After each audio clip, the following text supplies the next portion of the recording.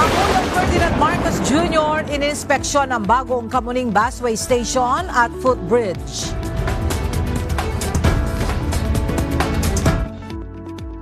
Ethics complaint laban kay Quezon City 4th District Representative Bong Suntay, formal nang inihain.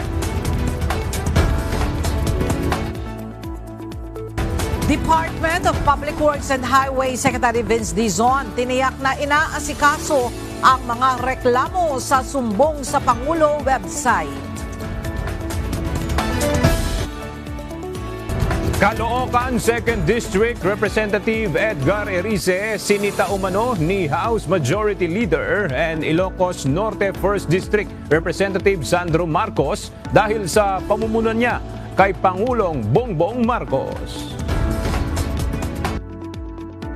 Iranian warship pinalubog ng US submarine sa Indian Ocean. Yes, na ikinatuwa ni Pangulong Ferdinand Marcos Jr. ang mabilis na pagtatayo ng bagong Kamuning Bridge na kapalit ng tinaguriang Mount Kamuning Bridge. Kontento rin ang Pangulo sa resulta ng rehabilitasyon ng EDSA Busway Station dito sa Kamuning. Kanina inakyat ni Pangulong Marcos at First Lady Lisa Marcos ang lumang footbridge na tinawag ng Mount Kamuning Bridge dahil na rin sa taas nito. Sa ngayon, meron tayong 100 million na allocation out of the 150. Actually, meron tayong budget last year, yung 2025 natin, na fuel subsidy for our farmers and fishers. Hindi yung nagamit. So ngayon, gagamitin yon. Meron na tayong Memorandum Circular 35 and 42 na, kumbaga ito yung guidelines for the implementation nun. 279 yung mga Pilipinong sakay ng eroplano. At yung mga OFW nasa 23 at mayroong 2 anak na kasama doon sa mga nag-avail ng repatriation ng pamahalaan. Alas 6:45 ng umaga kanina, lumapag sa Ninoy Aquino International Airport ang Emirates Airline Flight 336. Sinalubong sila ng ilang ahensya ng pamahalaan. Sila ang unang batch ng mga Pilipinong nakauwi sa bansa simula nang sumiklab ang kaguluhan sa Middle East nitong weekend. Stranded sa Dubai ang 11 vice mayor mula sa Bulacan matapos bumiyahe sa United Arab Emirates noong nakalipas na linggo.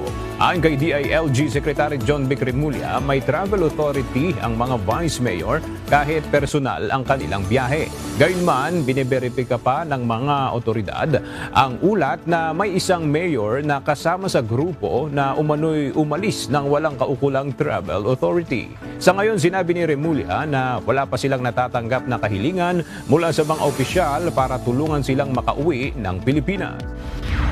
Iisa lang sa House Justice Committee ang tumutol sa sufficiency in substance ng ikatlo at ikaapat na reklamong impeachment laban kay Vice President Sara Duterte, si Quezon City 4th District Representative Bong Suntay.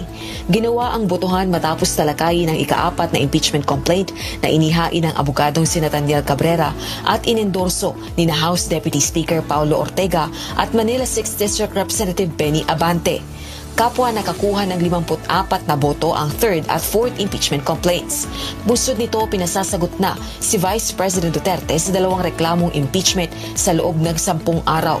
Pero paano kung hindi sasagot si VP Duterte sa 2 reklamong impeachment laban sa kanya? If she doesn't file an answer, that is considered as a denial of all the allegations contained in the complaint. Isa naman si Cagayan de Oro 2nd District Representative Rufus Rodriguez sa kumwestiyon sa paglalabas ng SALN, gayong hindi naman umano ito kasama sa attachment ng 4th impeachment complaint.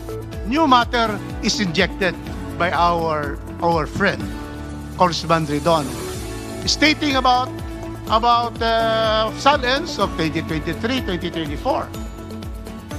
Is that particular SALN, has that been authenticated by the Ombudsman? Do you have a copy of authentication of the Ombudsman? Honorable Ridon? I don't think that is required. It is public record, Madam Well, Chair.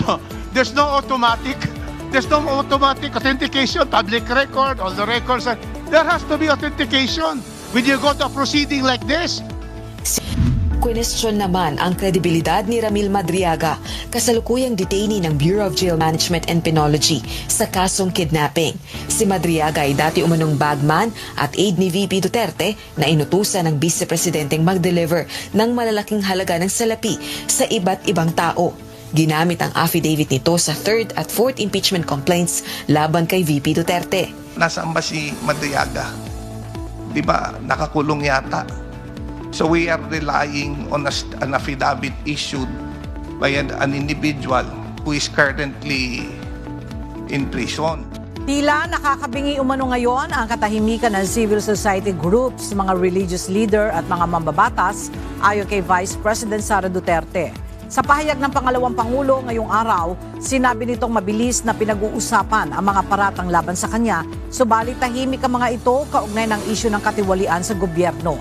Tila wala rin anyang interes o agarang hakbang mula sa kasalukuyang administrasyon na siyasatin ang bilyong-bilyong suhol kaugnay sa flood control project issue, ang mga issue sa International Criminal Court at impeachment case laban sa kanya. Kahapon, 2 impeachment case laban kay VP Sara ang idineklarang sufficient inform ng House Committee on Justice. Tinanggal bilang House Senior Deputy Minority Leader si Caloocan 2nd District Representative Edgar Erice nitong Martes, March 3. Isang araw pagkatapos nito, inihayag ng kongresista sa kanyang plenary speech na ginawa niya ang kanyang trabaho habang hawak ang naturang posisyon. Ngunit tilaan niya hindi kayang tumanggap ng liderato ng Kamara ng mga kritisismo.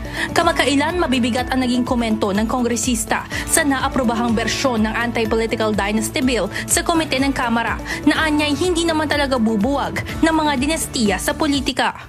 Nakaupo po ako, tahimik ako, sinita ako ni Congressman Marcos at tinanong, ano yun? I replied that the anti-political dynasty advocacy has long been one of my advocacies. Ngunit sinabi niya, hindi yun. Inaatake mo ang aking ama. Ang sagot ko, ang kritisismo ay nakakatulong upang maituwid ang mga pagkakamali kung bukas ang isip ng mga nakikinig. Bukod sa umano'y malabnaw na anti-political dynasty bill, sinita rin ng mambabatas ang iba pang polisiya ng pamahalaan, gaya ng mga aksyon sa flood control scandal at pagresolba sa mga questionableng budget insertion. Saad nito, wala siyang sama ng loob sa pagkakatanggal niya sa liderato, ngunit tinuligsa ang posisyong hawak ng mag-amang Marcos sa gobyerno.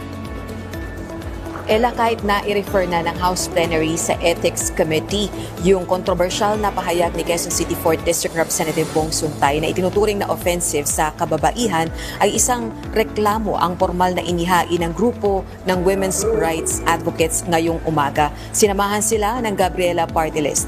Ayon kay Gabriela Party List Representative Sara Ilago, layo nito na mapalakas yung kanilang panawagan ng pananagutan. Sa isang executive session muna o hindi bukas sa publiko ang mga pagdinig ng Senate Committee on Ethics and Privileges, ayon kay Chairperson Senator Joseph Victor J.V. Ejercito. I think it will be, just to be fair, it will be executive session. Kasi sensitive. Na, sir? Even if makita nyo may grounds yung case? That has to be determined. Hindi pa namin napag-usapan. We have not really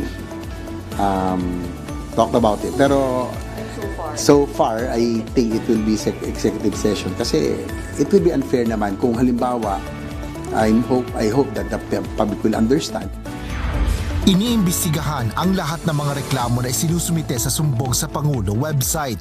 Ito ang binigyan diin ni Public Works Secretary Vince Dizon sa patuloy na pagtanggap nito ng mga sumbong kaugnay ng maanumalyang proyekto ng gobyerno.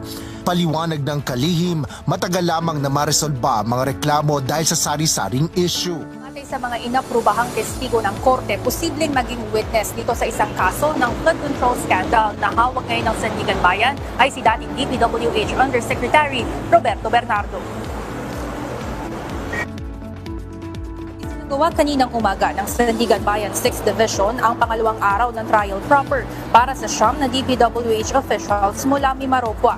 Magpapaakusado ito ni dating kongresista at ngayon pugante sa batas na si Zaldico. Submarine ng isang Iranian warship sa Indian Ocean, ayon kay U.S. Defense Secretary Pete Hegseth.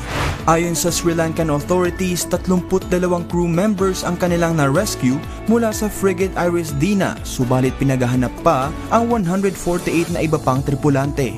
Tinawag ni Hegseth ang pag-atake na isang quiet death